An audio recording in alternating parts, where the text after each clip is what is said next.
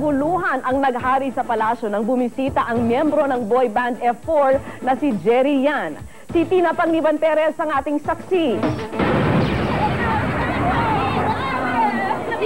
Huminto ang trabaho sa Malacanang kanina. Hindi dahil sa utos ni Pangulong Arroyo, kundi dahil kay Jerry Yan.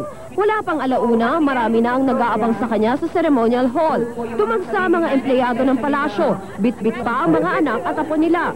Pagkatapos kasi ni Jerry mag-courtesy call sa Pangulo, may cocktails at photo session siya sa mga fans sa Malacanang.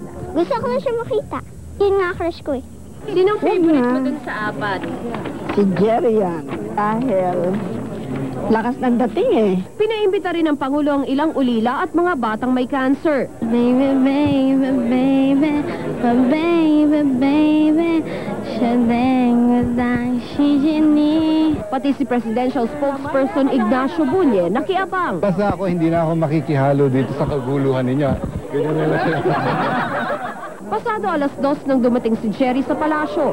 Tinanggap siya ng Pangulo at ni First Gentleman Mike Arroyo.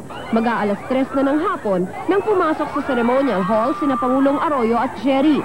Pagdaan niya sa harap ko, tinapik ko siya sa braso. At kahit hindi ako fan, napasigaw ako nang makita ko siya. Pero dahil natapak-tapakan ako at napagtulakan ng mga gustong lumapit kay Jerry. Agad sinimula ng photo session. Wala nga halos nakapansin nang umalis ng Pangulo sa kalagitnaan nito.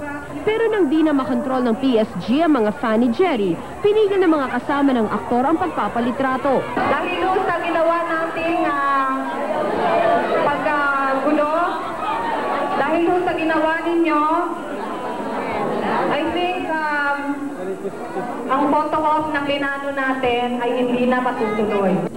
Pero bumalik din si Jerry, kasama naman ngayon si Attorney Mike Arroyo. Napakaigsi lang ng panahon na ibinigay sa amin para makapagpalitrato sa kanya.